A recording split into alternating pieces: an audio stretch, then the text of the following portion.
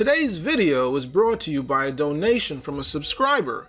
He wanted to know, why don't the so-called African American resemble Africans from Africa? Now, while doing the research, I fell down a rabbit hole that reaffirmed my beliefs that the African American is an artificial construct. And as a result, I thought it would be best suited to title this video, "Why did they create the African American?" Believe it or not, the African American is indigenous to the Americas. This includes North America, South America, and its surrounding islands. But unfortunately, the African American would rather hold firm and romanticize the root slave narrative his oppressor gave him. In my video, Why Black Children Inherit Dust, I informed the African American he's not really a citizen. I received a lot of backlash for that statement, so before I begin this presentation, I want to briefly elaborate on the quasi-citizen status of the African American. Now, as I stated many times before, the Dred Scott case states no person of African descent, whether or not emancipated from slavery, could be a citizen of a state. Some people proudly argue that the 14th Amendment granted them citizenship, but my argument is that no Supreme Court case or documentation directly overruled the Dred Scott case.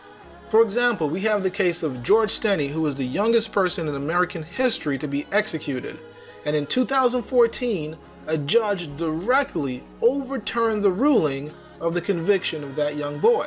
Someone has to explain how we have presidential candidate Mike Huckabee that stated that he thinks that there's a law out there somewhere that says black people are not human, and on another occasion he states that black people aren't technically citizens. In other words, African Americans are citizens only in name, but not law.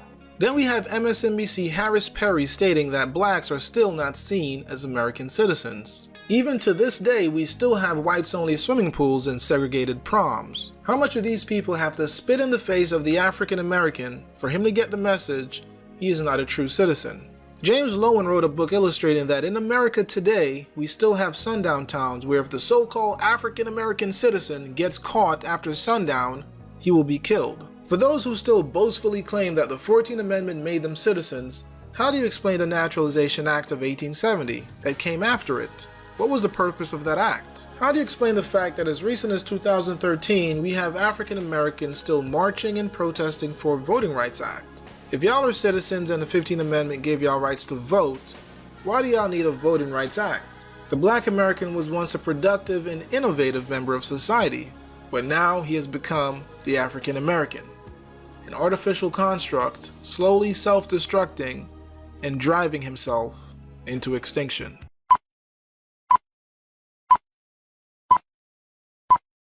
The only duty we owe to history is to rewrite it, rewrite it, rewrite it.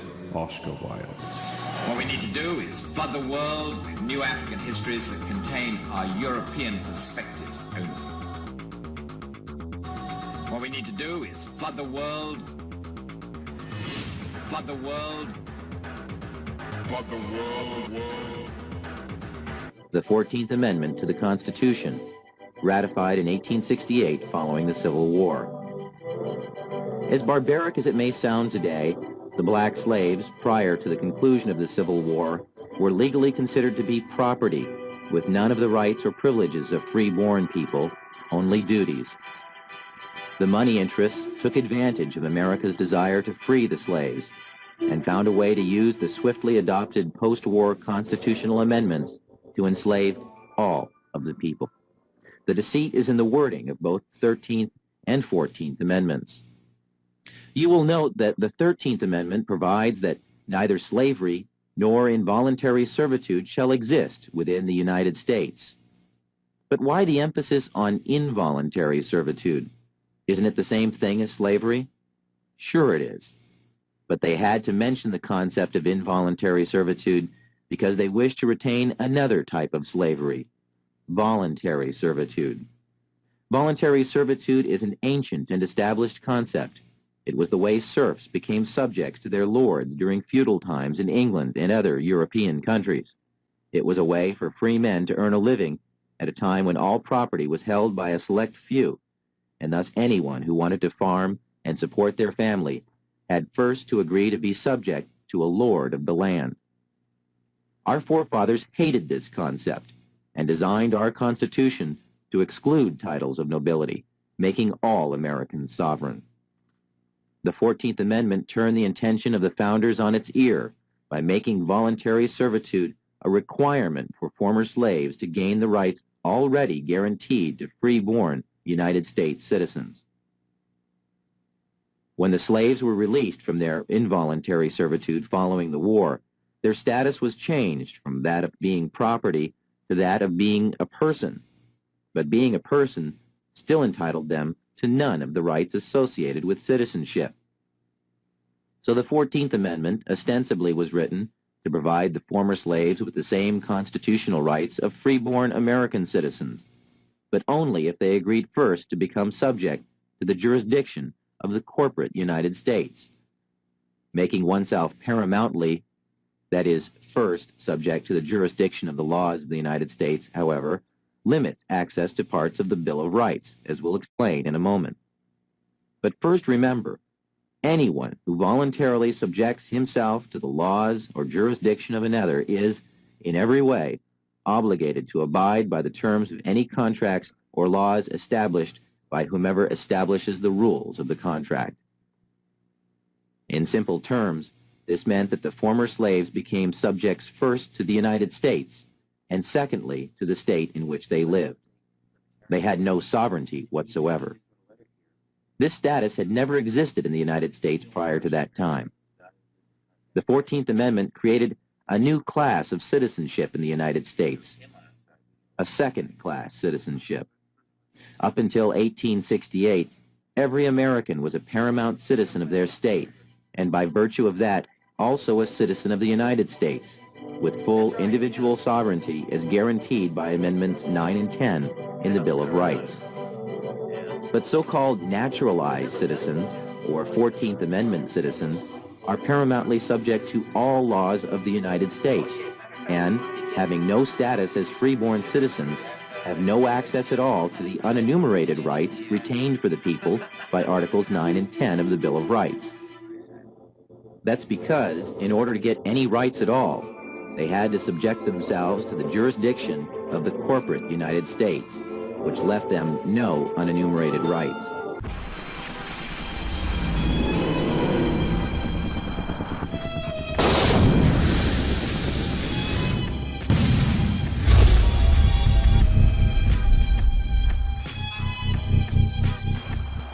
Alright, so now let's take a look at why they created the African American. Now there's some bullet points that I want to discuss. The first is describing the African American, why they created the African American, why the African American is not African, comparing pictures, creating zombies, Dogs Lives Matter, and lastly, my final thoughts.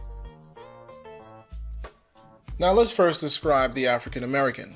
The African American is a creation of European think tanks and secret societies. He has been disconnected from nature, and in general he has no survival skills. If he were to be placed suddenly in the wilderness, he would not survive. The African American does not produce his own food, he does not discover, mine, and refine any natural resources, and sadly, he does not even educate his own children. By and large, the African American hates the truth and shuns the occult, while his oppressors use the occult to stay in power. The average African American is cold-blooded and brutal towards each other, but loving towards foreigners and his oppressors. For the most part, he does not know who his enemy is and tries to be accepted by the people that treat him the worst. The typical African American does not know where in Africa he's from. Typically, the African American is an advocate for diversity, but no one wants to include him. In general, the African American women have been stripped of shame, modesty, and are racially dead. For the most part, they hate black genetics and are currently the #1 killer of the black race by way of abortion. The African Americans that don't fit this description are unfortunately in the minority. In general, the African American males are simps, manginas, and white knights. Currently, they have reached a new low by suggesting the black woman is God. The African American men that don't fit this description are unfortunately in the minority. The so-called African American will always give excuses why he can't break free and be independent. He is easily discouraged if a roadblock is put in his way, and if a black leader gets assassinated, so does the mission. The African American shuns the idea of monolithic thought. While foreigners use monolithic thought to practice group economics to milk the African American community, while boycotting it at the same time. The African American has no free will and can be easily controlled by using entertainers, politicians, pastors, and black women. The aforementioned are all gatekeepers to white hegemony. They help keep the status quo and prevent change. The artificial construct, African American, is a creation similar to Frankenstein, an artificial European but stripped of its language, culture, humanity, and lineage. Now let's talk about why they created the African American. Simply put, the African American was created to slowly self-destruct and rid the world of himself so foreigners can set up an environment that is conducive to their way of living and help drive the African American into extinction. The bankers have skillfully created the African American. The main purpose of the African American is to build the empires of others and to take the earnings he makes from building to buy those people's products. Alright, so now let's talk about why the African American is not African. The African American holds on to the theory that all life came from Africa, yet Europeans, Asians, and other races don't claim to be African. Nothing about the African American is African. He has no African language, customs, religion, no African citizenship, and to make matters worse, the African American can't name what part of Africa he's from. Ironically, the people in the continent of Africa don't call themselves African. Only the black American holds firm to this title. Other races don't claim to be associated to another race just based on skin color, hair texture, and phenotype. If the Europeans brought African slaves to America, humiliated and dehumanized them, why would they put them on the currency? Let's take a look at some images of black Americans on the US currency.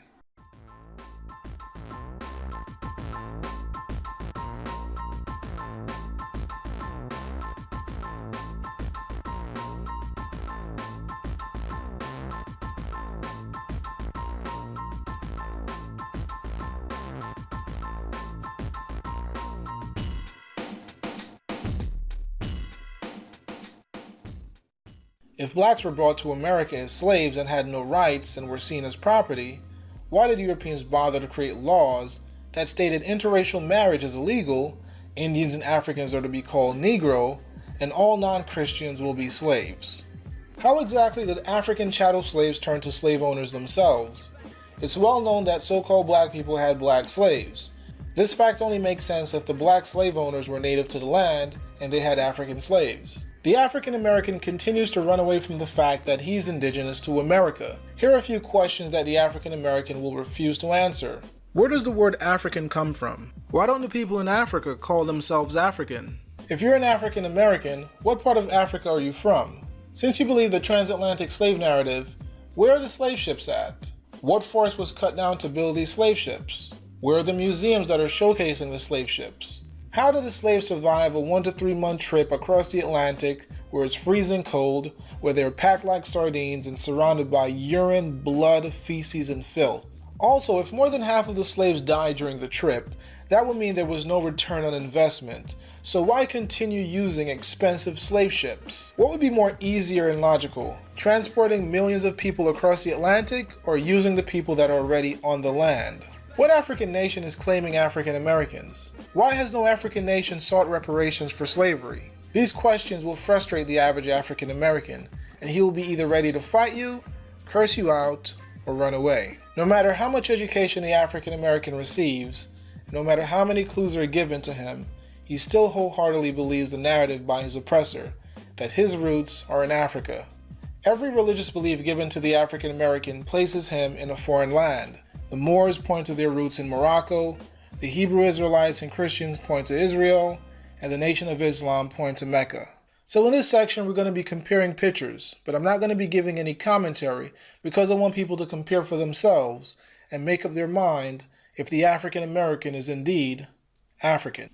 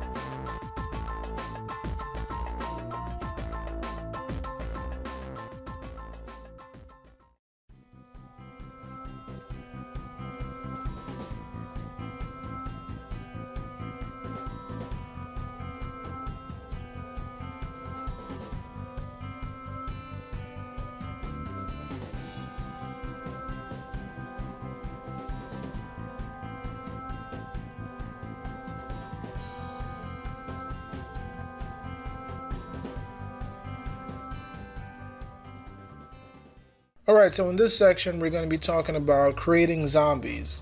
Now the elites and the oligarchs have already chosen the people that will be the zombies, and they've already set in motion the propaganda campaigns to dehumanize this race of people.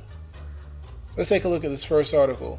It says, brain and eyeball eating cannibal who hacked homeless man to death says sorry. In this article it says, hard-eating Maryland cannibal pleads guilty to murder. Here in the Huffington Post it says, Rudy Eugene, no bad salts, only marijuana found in face eater toxicology tests. Then we have the New York Times reporting there is no time to rest until the last zombie in Africa is toast. Here we have a screenshot of The Walking Dead, where in all the intros you have a close-up of a black zombie. Currently we have what they call the Zika virus that has been spreading. Here in the USA Today they claim that it's scarier than they initially thought. Here is a map of how they believe the Zika virus spread. There has been new reports now that the Zika virus is not spread by mosquito, but is sexually transmitted. Here in this article it says, is Zika virus or the Tdap vaccine causing birth defects in Brazil? Currently the Zika virus has reached North America, and Nevada health officials have recently reported their first case of the Zika virus. For more information you can do a Google search for the 30 American cities most at risk for Zika virus. Here's an illustration of the abnormal head size of the children that are born with the Zika virus. Here's another image, and here's another image. Now the Zika virus birth defects are not the only birth defects that you should worry about. I do recommend you do a Google search for depleted uranium birth defects. I also recommend you do a Google search for birth defects from Agent Orange. Now there's also something called Jigger disease that hasn't been getting any mainstream coverage, and I do recommend you go and educate yourself about it, just in case you're traveling to a third world country, or somehow this becomes the next widespread disease. In this section I want to talk about why, according to white society, a dog's life is more valuable than the African American. Here we have a man who got a 6.5-year prison sentence for killing a dog, while George Zimmerman got no prison time. Here we have a story of a man who got 11 years in prison for cocaine that killed the police dogs, while the police officers that shot Tamir Rice got no charges, no prison time. Here we have another story of a man who got prison time for killing a dog, but the officer that choked out and killed Eric Garner got no prison time, no charges. Here we have a 16-year-old boy who shot a retired police dog and got 23 years in jail, but a white police officer that shot an unarmed couple through their windshield 137 times? No charges, no prison time, let him go free. Here we have a story of a man who was jailed for stabbing a bull terrier to death, but the police officers that shot and killed Kamani Gray? No charges. Alright, so now let's take a look at my final thoughts. When we take a closer look at the so-called African American, we find a group that is easily distracted, easily discouraged. A group that is not focused on generational wealth and survival, but on building on other people's empire and consuming their products. A group that is looking for a messiah and fails to understand that change is a group effort, and revolution is hard work and requires sacrifices. The African American has no control over their women, who are currently the #1 killers by way of abortions. A female that has been socially engineered to lack shame, modesty, to hate black genetics and black leadership. A female that has become the gatekeeper of white hegemony, for it rewards her for being a single mother, for having children out of wedlock, for divorcing, and for being strong and independent. It goes without saying that not all African American women and men are part of the problem, while the vast majority are. A toxic mindset has spread throughout the so-called African American community, similar to a virus. What the African American fails to understand is that if he's going in a direction unhindered, no roadblocks, no smoke screens, then he's going in the wrong direction. And it doesn't matter how many Afrocentric scholars and books he quotes, it still won't change the out of Africa theory into a fact. How many times do these people have to spit in the face of the African American for him to realize they're not his friends and are not looking out for his best interest? Of course, it goes without saying that not all white people and foreigners are bad. However, they're not going to stop what they're doing to protect you from the racist elites and bankers. And most definitely, they're not going to revert back to their non-white status just to show the African American they have good intentions. The so-called African American is the Aboriginal American. He is the Native American. Now, can we build alliances with African nations? Of course. But to claim Africa is our homeland is not only ignoring the truth, but it is throwing away our heritage and history.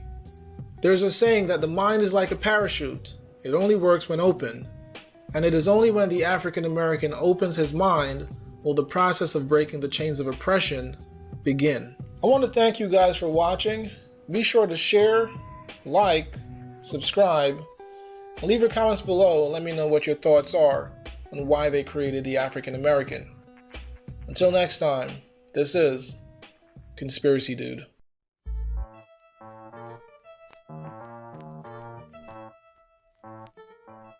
So I know some of you guys are wondering who will be the next president of the United States. Some of my family members have told me that they're going to vote for Bernie Sanders.